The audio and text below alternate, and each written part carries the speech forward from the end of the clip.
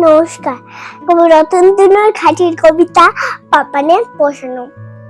স্কুলে আজ রেজাল্ট দেবে, ব্যস্ত গোটা বাড়ি, খাঁচায় পোষা ময়নাটাও করে নেওয়া জারি। কুট্টি পিসি রান্না ঘরে, বকুল মাসির ছাদে, গৃহস্থালির সমস্ত কাজ জরুরি সংবাদে।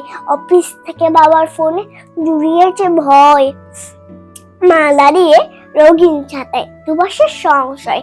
স্কুলের গেটে স্বপ্নেরা চুপ, উথাল পাথাল ঢেউ, গাছে ভর্তি বকুড়েরা দেখেছে কেউ কেউ। এমন সময় ঢং ঢং ঢং ছড়িয়ে পড়ে ছুটি, রেজাল্ট সাথে বিজ্ঞাবার যা উধাও খুশি। দূরে থেকে চেঁচায় পাপা, আমি সেকেন্ড ক্লাসে। সব মায়েদের বাঁকা চোখরা তাকালো চারপাশে। মা বললেন, ঢের হয়েছে, মুখ দেখানো ভার। ফার্স্ট কে হলো, নামটা শুনে অঙ্কে কত তার? পাপান বলল, দেওয়াল গুপ্ত। অঙ্কে সে 100, আমি পেলাম 90। তার বেশি পেলাম কই, সারাটা দিন খেলি শুধু। মা বললেন রেগে, সব স্বপ্ন ওই আধার হলো যাদের গ্রহণ লেগে। চল বাড়িতে, দেখাচ্ছি আজ খেলার কি যা মানে। দেওয়াল হলো চাঁদের টুকরো, সবাই তা জানে। তখন বাবান ভয়ের চোখে তাকালো মায়ের দিকে।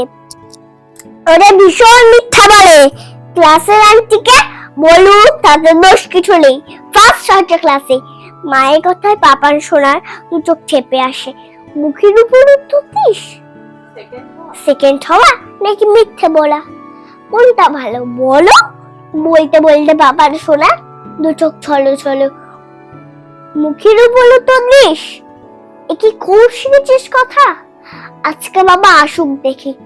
মায়ের চোখে জবাব পায়নি, দু চোখ ভেসে নদী। ছোট্ট বাবার মঞ্চে উঠে প্রশ্ন করো যদি, বলুন সবাই মঞ্চে পাপান। মুখ খারাপ কালো, সেকেন্ড হওয়া নাকি মিথ্যে বলা, কোনটা বেশি ভালো? নমস্কার।